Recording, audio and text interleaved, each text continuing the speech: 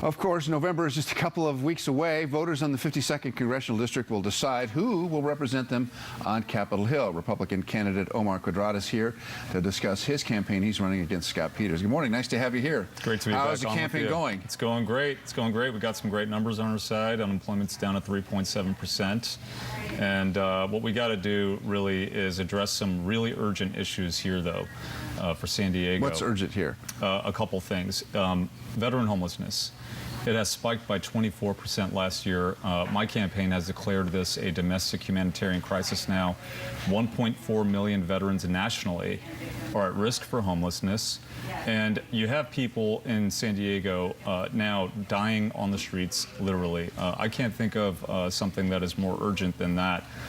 Scott Peters, you know, I have to say, as someone who has a military affiliation, has been in environments like Afghanistan, in a theater of war as a civilian official at the time, Scott Peters just really has brought nothing to the table. He's shown no leadership. His time in Congress has essentially been as a political commentator rather than bringing any solutions whatsoever. So here's what I want to do, a couple things. We have to prevent veteran homelessness. This is what I call the end point. When the veterans lose it all and they end up on our streets, we certainly have to reach out and aggressively try to lift up our brothers and sisters at that time. But we're going to have an endless number of veterans on this path.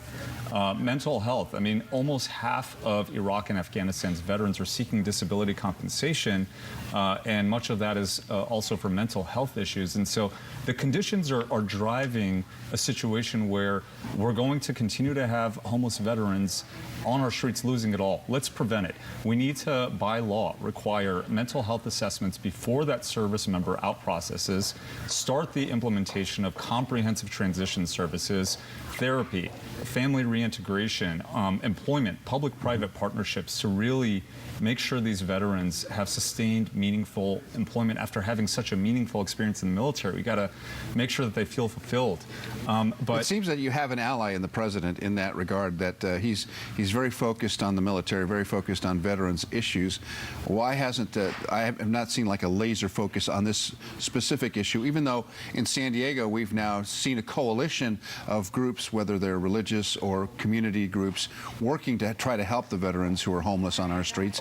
Why hasn't the federal government stepped in? Well, that's a great point. You know, it's the job of the representative to represent the issues in the district and inform the federal government, get the resources, have the solutions, have ideas. You can't just be a flat-footed observer and just complain about and the government. How can you connect to the, say, to the president, to the White House directly and say, hey, look, we need to, this is a big problem in San Diego. How do you do that? Well, look, the Republicans are in the majority. Whether my friends who are Democrats, of which I have many, like it or not, Republicans are in the majority. We're the party that can get things done. Scott Peters won't have any ideas anyway, as his time in Congress has evidenced, even if the Democrats are in the majority and in the White House.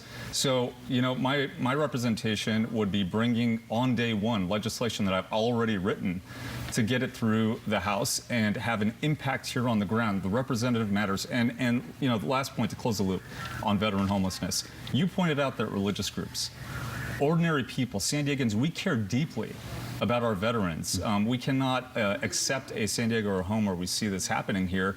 And Scott Peters has done nothing while you have ordinary people taking time out of their schedules and their money, religious organizations doing more than our representative, whose job it is really to address these issues. Now, Scott Peters has said here on our program that he has been part of this coalition with federal government, local government, county government, all working together to fight this homeless problems. Where has that fallen short? I don't see that. Let me just put it this way. Look, talking points, zero results. That's all you got to know about Scott Peters. Hollow talking points. Look at the reality. 24% increase in veteran homelessness. It's getting worse. You know, Scott Peters is about photo opportunities, hollow talking points, and it just does not match reality. Now, you have a chance to debate him this afternoon. Tell me about that debate. Are we going to be able to see this? Unfortunately not. So Scott Peters and I do have a forum today at 1 p.m. in La Jolla. The media is banned from attending, and so is the public. And, you know, what kind of debate is that when you can't see it? You know, it's not. What do you mean banned?